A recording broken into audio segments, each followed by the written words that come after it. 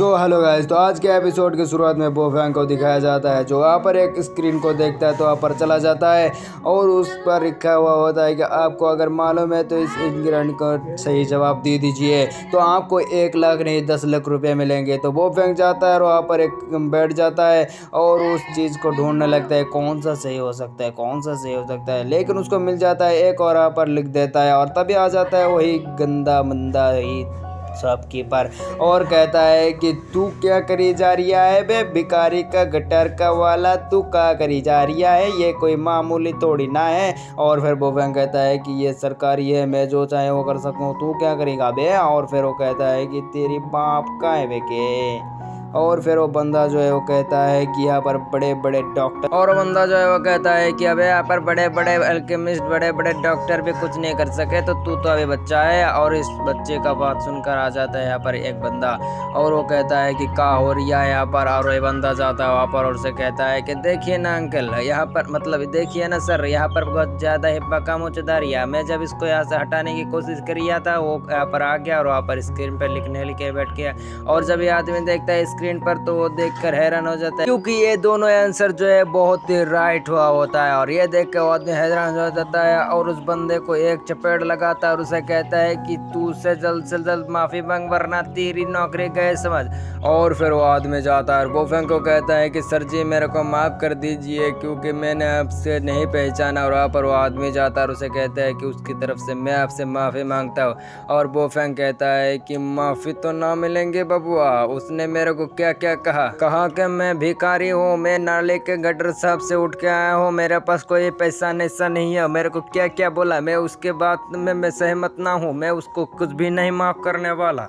और वो बंदा जाता है और उसे कहता है कि जल्द से जल्द माफी मांग वरना तेरी तो गई समझ नौकरी। और वो बंदा बैठ जाता है और अपने गालों में चढ़ा चढ़ा कर लगा देता है और कहता है कि मेरे को माफ कर दीजिए सर जी, मैंने आपसे बहुत गलती कर दिया, मेरे छोटे छोटे बच्चे नौकरी गए तो छोटे छोटे हो जाएंगे, प्लीज मेरे को माफ कर दो। फिर बोफैंग जो होता है अपने छोटे दिल को बड़ा करता है और उसे कहता है कि तू क्या याद रखेगा, चल जा तेरे को माफ कर दिया। और वो बंदा कहता है कि आपका बहुत बहुत शुक्रिया। फिर शॉप का ऑनर कहता है कि चल जा जा अपने जगह पर काम कर। फिर बोफैंग को कहता है कि सर जी आप पूरी कर दीजिए ना इस टेक्निक को, मतलब इस टेक्निक के सारे इंग्रेडिएंट्स को लिख दीजिए। और फिर बोफैंग कलम को लेता है और उसे कहता है कौन से वाला हो सकती है, कौन से वाला हो सकती है, मेरे को ना मालूम पड़ गया है। और फिर उसे मिल जाता है और वो लिख देता है। और फिर कंप्यूटर जो है वो कहता है कि चलिए आप प्रोसेस शुरू करते हैं। और वो वहाँ पर कंप्यूटर में रिफाइन करना शुरू कर देता है। और फिर कहता है कि इतने दिनों के बाद आज होगा मेरा सपना पूरा, मैंने तो सोचा कि मैं मर जाऊंगा तभी मैं इसको पूरा नहीं कर पाऊंगा, आज तो बहुत ही दिन अच्छा है। और वहाँ पर तभी कंप्यूटर का नाम आता है और कहता है कि आपका लिखा हुआ चीज़ बहुत ही गलत है और इससे कोई इंग्रेडिएंट मतलब कोई पिल तैयार नहीं हो गया, आप जल्द से जल्द उसको चेक कीजिए फिर सही लगाइए। फिर वो बुढ़ाऊ जो होता है उसका मुंह खुला का खुला रह जाता है और वो कहता है कि सर जी ये आपने क्या लिख दिया, मेरा तो पिल तैयार ही नहीं हुआ।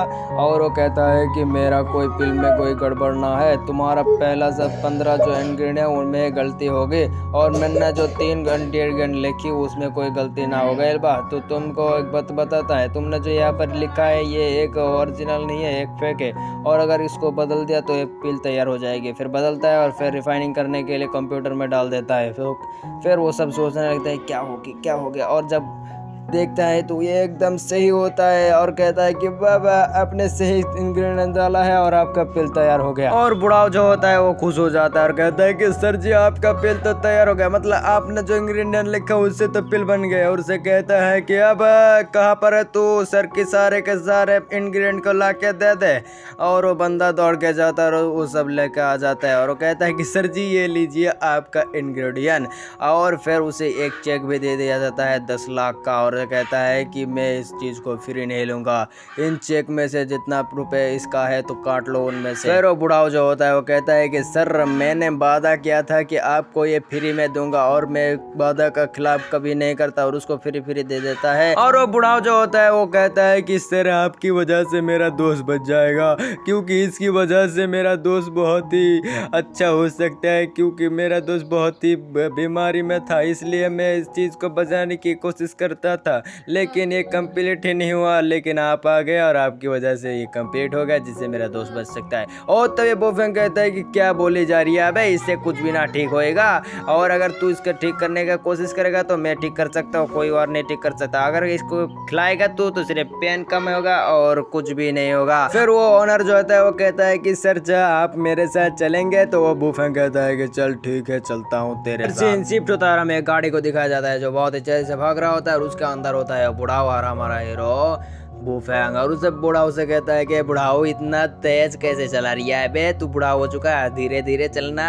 और फिर वो बुढ़ाओ जो होता है वो कहता है कि आप मेरे दोस्त को कैसे बचाएंगे? तो वो कहता है कि ये एक बहुत ही खतरनाक टेक्निक है मेरे पास, एंशियंट टेक्निक, जिसका नाम है नीडल रिजेक्शन टेक्निक, उसको ही बचाऊंगा मैं, उसका इरादा करके। और ये जब सुनता है तो बूढ़ा हो जाता है एकदम अनकॉन्शियस और जाने लगता है एक ट्रक के सामने, लेकिन बोफेंग जाकर उसको बचा लेता है और कहता है कि सर क्या आप इसका इस्तेमाल करने वाले हैं? मैंने बहुत किताबों में पढ़ा है, मैंने सुना है कि इस टेक्निक का यूज से मरते हुए इंसान को भी बचा सकता है, क्या आप इसका इस्तेमाल करने वाले हैं? फिर बुढ़ाऊ जो है वो कहता है कि मेरा दोस्त का अब लंग कैसा ठीक हो जाएगा, आपने अगर उसे ठीक कर दिया तो आपको बहुत बड़ा इनाम दिया जाएगा। और मेरे दोस्त के 3 बेटे हैं जो बड़े बड़े बिजनेस चलाते हैं और उनके यहाँ पर चलती है, और मेरे दोस्त की एक पोती भी है और बहुत ही बदतमीज है, और आप को अगर कुछ कर दे तो उसके बात का बुरा मत मानना।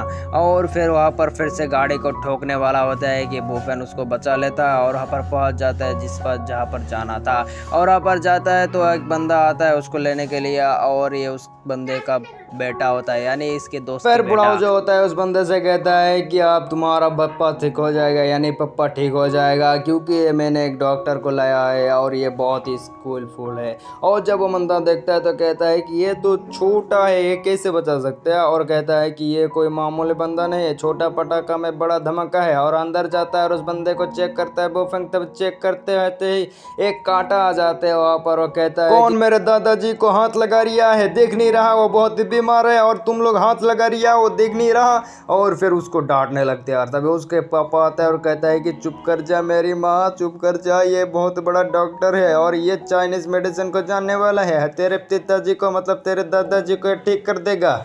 और फिर कहता है कि कहाँ का डॉक्टर लग रहा है, मेरे को तो ये छपरी लग रहा है, कहाँ का उठकर आ गया है। और कहता है कि ये कोई मामूली बंदा नहीं, चाइनीज मेडिसिन को जानने वाला है। और पोती कहता है कि कोई चाइनीज मेडिसिन नहीं होती, और कहता है कि मैं दूर दराज से एक डॉक्टर को लाया हूँ जिसका नाम है गाँव। और वहाँ पर आता है गाँव और कहता है कि मैं करता हूँ सबका गाँव, यानी मैं बहुत बड़ा डॉक्टर हूँ।